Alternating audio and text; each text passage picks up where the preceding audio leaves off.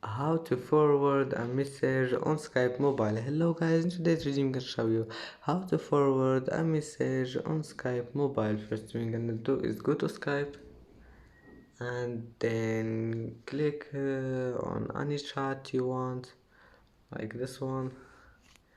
And then if you want to forward a message here, just let's send any message.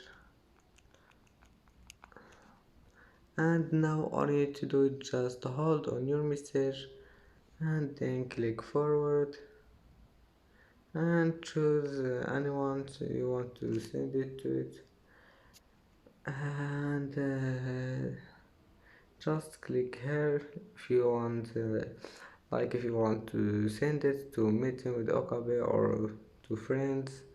And don't forget like and subscribe, and see you in the next video.